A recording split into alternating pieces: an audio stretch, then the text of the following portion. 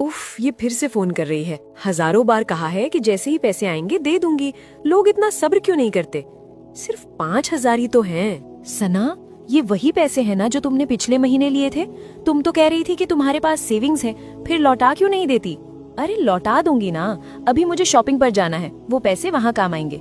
उधारी तो चलती रहती है, वो कौन सा भाग रहे हैं? इतनी छोटी सी बात का इशू मत बनाओ।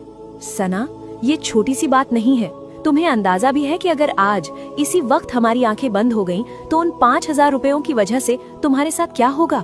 क्या होगा? अल्लाह माफ करने वाला है। अल्लाह अपने हक माफ करता है सना, बंदों के हक नहीं। और जिस माफी के भरोसे तुम बैठी हो, जरा सुनो हमारे नबी ने इस बारे में क्या चेतावनी दी है। हम अक्सर सोचते हैं कि नमाज पढ़ ली, रोजा रख लिया तो जन्नत पक्की है, लेकिन कर्ज एक ऐसी चीज है जो इंसान को जन्नत के दरवाजे पर रोक देता है। हजरत मोहम्मद सल्लल्लाहु अलैहि वसल्लम ने एक बहुत ही खौफनाक हकीकत बयान फरमाई है। सुनन इब्ने माजा की सही हदीस है। आप सल्लल्लाहु अलैहि वसल्लम ने फरमाया, नफ्सुल मुअमिनी मुअल्लक़तुन बिरैनिही हत्ता युक़फ़ा अन्हु, जिसका मतलब है मोमिन की रूह मौत के बाद भी उसके कर्ज के साथ लटकी रहती है जब तक कि उसे अदा न कर दिया जाए। जरा गौर करें, लटकी रहती है का मतलब क्या है? उल्मा समझाते हैं कि मरने वाले का ठिकाना न जन्नत तय हो पाता है, न उसे पूरा सुकून मिलता है। वो बीच में फंसा रहता है, सिर्फ उस उधारी की वजह से। मामला इतना सख्त है कि एक और हदीस में आता है, अल्लाह के रास्ते में शहीद होने वाले के सारे गुनाह माफ कर दिए जाते हैं सिवाय कर्ज के। सोचिए, जिसने अपनी जान अल्लाह के लिए दे दी, उसका कर्ज भी माफ नहीं, तो हम और आप किस खेत की मूली हैं? चाहे वो दोस्त से लिए हुए 500 रुपए हों, किसी मजदूर की रोकी हुई मजदूरी हो या बैंक का लोन।